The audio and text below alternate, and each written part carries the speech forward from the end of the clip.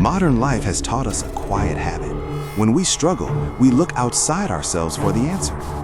We medicate discomfort. We optimize behavior. We scroll for relief. And slowly, we hand our attention over. From above, the city glows, not as streets and buildings, but as a circuit, alive with signals, running on borrowed power. Neuroscience is beginning to notice something unexpected. The brain is not broken. It is simply undercommanded. There is a switch, not chemical, not technological, but cognitive. The belief that you are in control. Watch what happens when one person pauses. The noise freezes. The notifications fall silent. A single breath enters the body, and for the first time, it is chosen. Inside the mind, the prefrontal cortex lights up. Fear quiets. Focus returns. The system wakes. Practices once called mystical are now measured, mapped, and tested. Breath, attention, stillness, ancient tools, meeting modern science, reshaping neural pathways in real time. This is not escape, it is authorship. When we stop outsourcing our agency, the strings dissolve, the brain reorganizes, connections widen, possibility expands, like galaxies forming where limits used to be. You move through the same world, but no longer as a passenger. You are directing the signal. Because the most powerful technology on Earth was never an app, or a pill, or a system. It was installed in you from the beginning. Human agency, the antidote for everything. An Esoteric Lore limited podcast series. The greatest transformation does not arrive from the future. It activates from within.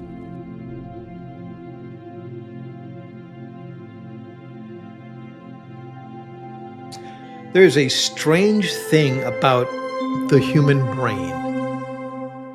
It can know better and still do worse.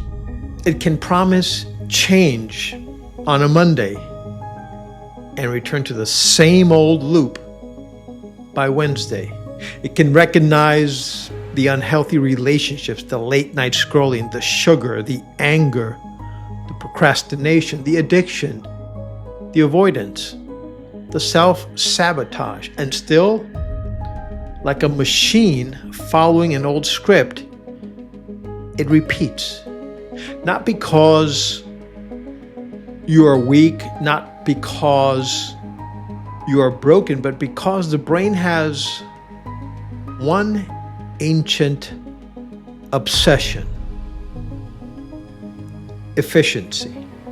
The brain would rather run an old program badly than write a new program consciously.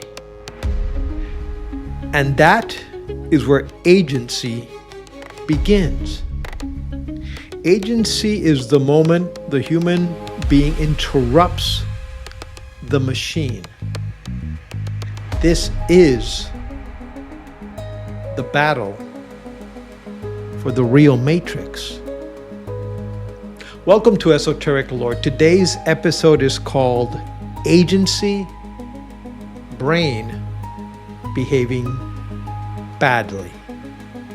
The brain is a miracle, but let's be honest, sometimes the brain behaves badly.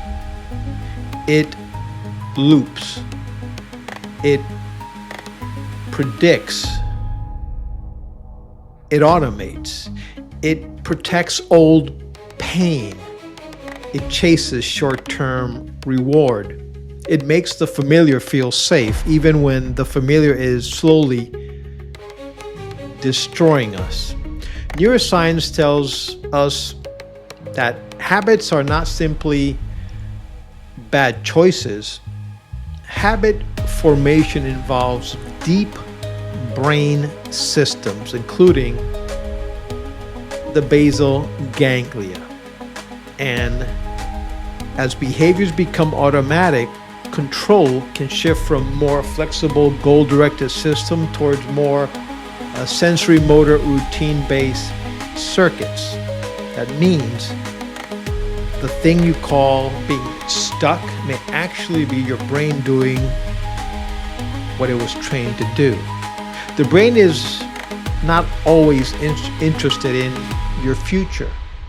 Sometimes the brain is interested in saving energy right now. And that is the greatest of conflicts. Automation wants comfort. Agency wants transformation. Part 1. The brain loves automation. Let's begin here. Automation is not evil. Automation is how you drive a car without consciously thinking about every movement. It is how you brush your teeth,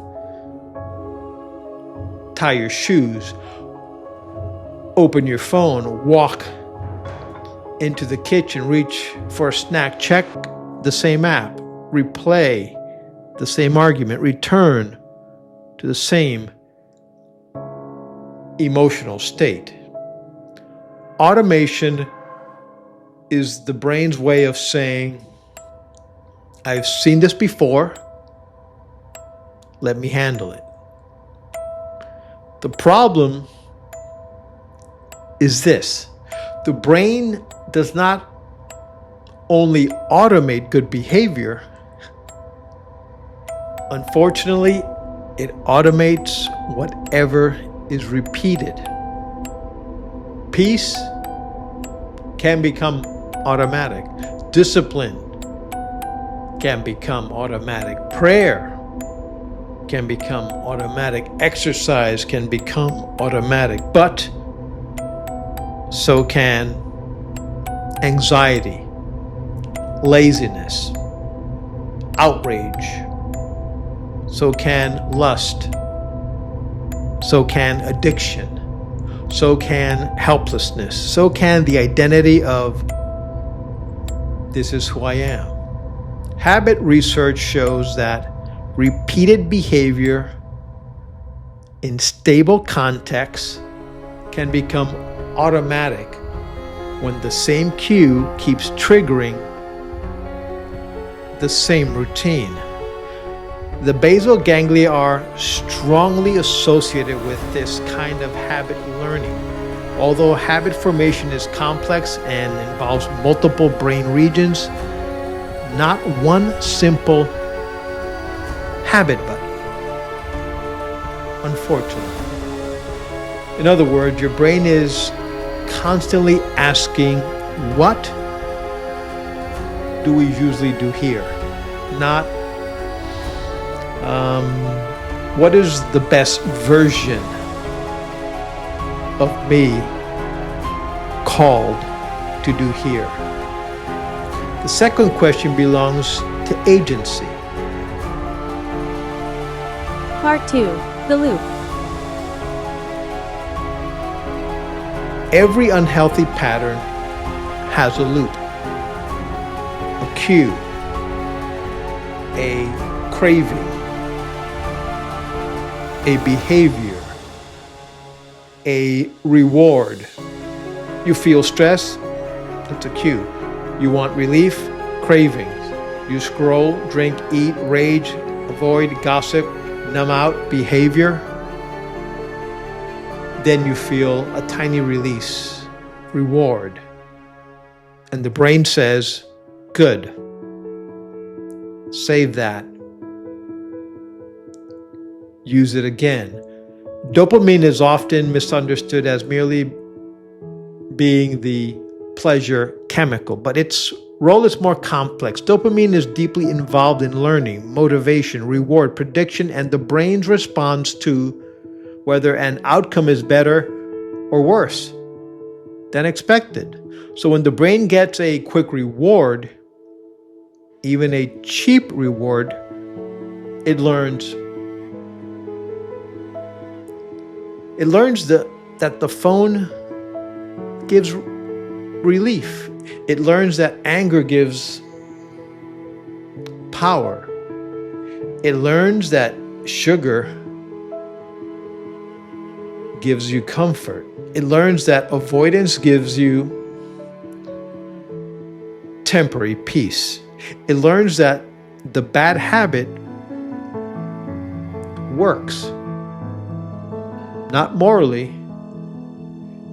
not spiritually, not even long term, but it works chemically. For a moment it works, and the brain is very vulnerable to anything that works immediately. This is why agency is hard, because agency often asks the brain to choose a delayed blessing over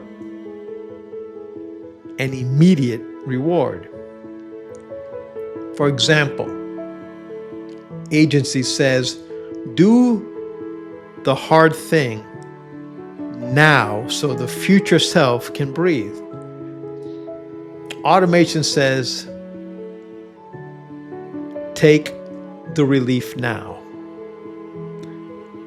We'll deal with the future later. And later becomes a lifestyle. Part 3. The predictive brain. Here's where it gets even deeper.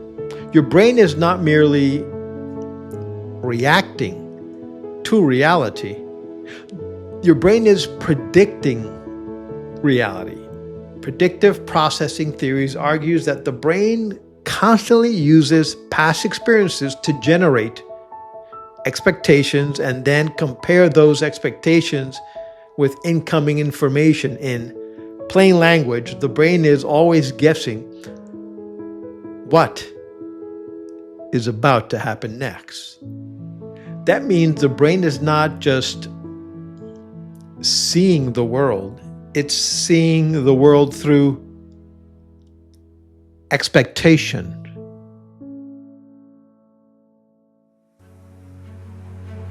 As always, I leave you with a poem, Brain Behaving Badly. The brain loves roads already worn by fear, old loops whispering, come back here. But agency rises with breath in its hand, a quiet command the body can understand. Pause before impulse. Witness the flame. You are not your pattern. You are not your shame. The mind may wander, repeat, crave, and fall, but one conscious choice can interrupt it all. For the loop is not Lord, and the past is not king. Agency is the soul remembering its wings. There's a moment after you hear something true when it lands in your body, not as an idea, but as a decision. I don't want to keep living on autopilot, because autopilot isn't weakness. It's your nervous system running fast patterns under pressure. That's why smart people still snap, scroll, avoid, and repeat. Here's the reframe that matters. You are not your reactions. A reaction is a surge. You are the one who can interrupt it. Not by calming down perfectly, but by creating a small gap, a pause, seconds of space where choice becomes possible. That's also why insight alone doesn't change behavior. Under stress, knowledge disappears. Skills don't. Skills are trained. The Agency Academy book gives you the blueprint. It explains what's happening and where your leverage actually is. The Pause app is the training ground. It helps you practice in real moments when it's hard. If you're tired of reacting, go to iwillpause.com. Start training, claim the book, and choose differently in the next moment that matters.